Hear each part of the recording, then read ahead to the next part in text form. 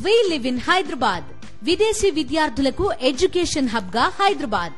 పూర్తి వివరాలకు చదవండి రేపటి సాక్షి దినపత్రిక.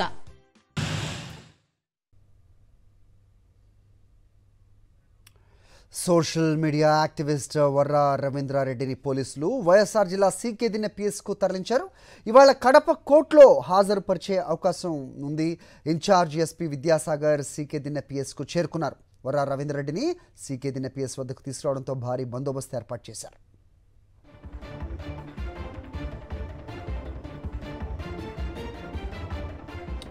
ఇదే అంశంపై అప్డేట్స్ మా కరెస్పాండెంట్ శ్రీనివాస్ అడిగి తెలుసుకుందాం. శ్రీనివాస్, సోషల్ మీడియా యాక్టివిస్టులపై కూటమి ప్రభుత్వం వేధింపులు ఆగని పరిస్థితి రాష్ట్ర వ్యాప్తంగా మనం చూస్తున్నాం. ప్రస్తుతం వర్రా రవీంద్రారెడ్డిని పిఎస్దిన పోలీస్ స్టేషన్కు తరలించినట్టుగా తెలుస్తోంది. ఎస్పీ కూడా, ఇన్ఛార్జ్ ఎస్పీ కూడా అక్కడికి వచ్చినట్టుగా అప్డేట్ అందుతోంది. ఏంటి మీ దగ్గర ఇన్పుట్స్?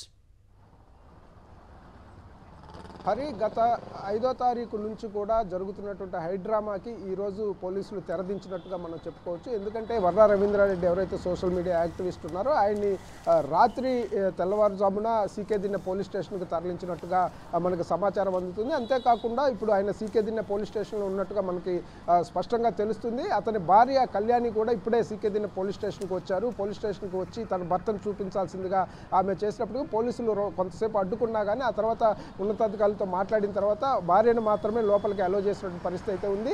మొత్తం మీద అయితే వర్రా రవీంద్రారెడ్డితో పాటు మరో 2 సోషల్ మీడియా యాక్టివిస్టులుగా అతను స్నేహితుల్ని అదే స్టేషన్లో ఉంచారని చెప్పేసి అయితే మనకు సమాచారం అందుతుంది. మొత్తం మీద భారీ ఎత్తున భద్రత ఏర్పాటు చేశారు సీకేదిన్న పోలీస్ స్టేషన్ దగ్గర. ఎస్పీ విద్యాసాగర్ నాయుడు కూడా వచ్చినటువంటి పరిస్థితి అయితే ఉంది. సో ఈరోజు దాదాపుగా ఎట్టి పరిస్థితుల్లో కూడా కోర్టుకు హాజరు పరుస్తారు అనేటువంటి సమాచారం అయితే మనకు అందుతుంది.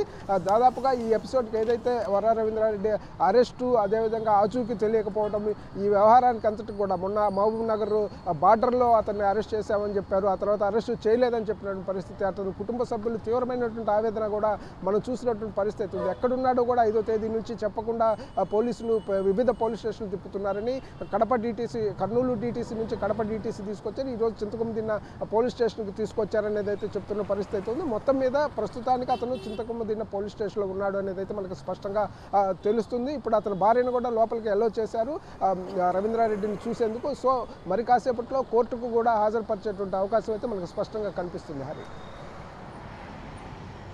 రవీంద్రారెడ్డి సతీమణి ఆయన భార్య ఏం మాట్లాడారో ఒకసారి చూద్దాం.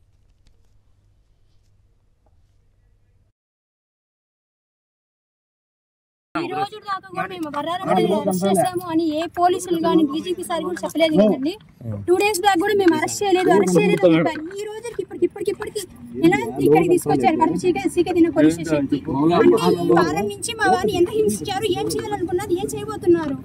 ఇలాగే ఈ డీజీపీ ప్రభుత్వం, ఈ గవర్నమెంట్ ఫాస్ట్ గవర్నమెంట్ అండి. ఇంతవరకు పోలీసులు అంటే ఒక గౌరవం అని ఉండేది. ఈ రోజు అది కూడా మాకు పోయింది. ఇన్ని రోజులు అబద్ధాలు, డీజీపీ సార్తో సహా మేము అరెస్ట్ చేయలేదు అని అబద్ధాలు చెప్పారు. ఈ రోజు ఇప్పటికి ఎలా తీసుకొచ్చారు ఈ స్టేషన్ దగ్గరికి. మేమైతే దీన్ని చాలా తీవ్రంగా వ్యతిరేకిస్తున్నామండి. ఈ గవర్నమెంట్ ఫాల్స్ గవర్నమెంట్ అండి. మా వారికి ఏదైనా జరిగితే మాత్రం డీజీపీ సార్ది, గవర్నమెంటే కారణం.